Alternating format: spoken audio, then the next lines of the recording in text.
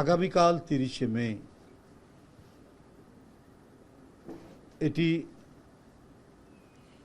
এক দুঃখবহ এবং সারা জাতির জন্য শোকাবহ দিন। এদেশের এক কীর্তিমান সন্তান, এক বীর মুক্তিযোদ্ধা, যিনি দেশের গভীর সংকটময় মুহূর্তে দেশের স্বাধীনতা ঘোষণা করেছিলেন। রণাঙ্গনের বীর মুক্তিযোদ্ধা, যার নেতৃত্বে বাংলাদেশের তৎকালীন পূর্ব পাকিস্তানের একটি অংশ স্বাধীন করেছিলেন যুদ্ধ চলাকালীন অবস্থায়, এবং পরবর্তী পর্যায়ে যিনি রাষ্ট্র ক্ষমতায় আসীন হয়ে এই দেশকে, যে গণতন্ত্রকে শিকলে বেঁধে রাখা হয়েছিল, সেই শিকল ভেঙে গণতন্ত্রকে মুক্ত করেছিলেন, বহুদলীয় রাজনীতির পুনরায় প্রবর্তন করেছিলেন, এবং যে সংবাদপত্রের কণ্ঠকে চেপে রাখা হয়েছিল, সেই সংবাদপত্র, মিডিয়া, গণমাধ্যমকে অবমুক্ত করলেন শৃঙ্খল ভেঙে। এই দেশকে উন্নতি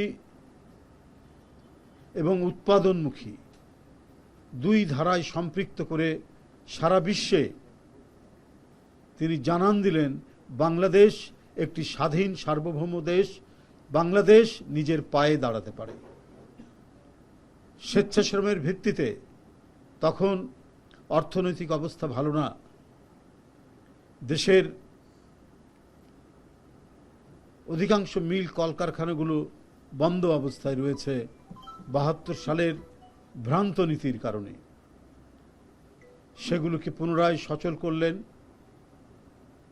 কর্মসংস্থানের ব্যবস্থা করলেন, এবং মধ্যপ্রাচ্য সহ পৃথিবীর বিভিন্ন দেশে বাংলাদেশ থেকে বেকার এবং শিক্ষিত বেকারদের কর্মসংস্থানের এক মহা বিপ্লব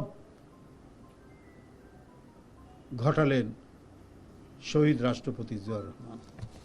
বন্ধুরা, এই ক্ষণজন্মা রাষ্ট্রনায়ক, তাকে দেশি বিদেশি ষড়যন্ত্রকারীরা কঠিন এবং নির্মম নীল নকশা প্রণয়ন করে 1981 সালের 30শে মে চট্টগ্রামের সার্কিট হাউসে নির্মমভাবে হত্যা করে। কারণ আগ্রাসী শক্তি চক্রান্তকারীরা বুঝতে পেরেছিল, এই দেশপ্রেমিক জাতীয়তাবাদী রাষ্ট্রনায়ক ক্ষমতায় থাকলে রাজনীতির আজানের জন্য 2 মিনিট। ভিটামিন ই ও সি সিরাম 8টি প্রাকৃতিক অয়েল সমৃদ্ধ লিলি সিরাম অয়েল, যা চুল পড়া কমায় মাত্র 30 দিনে।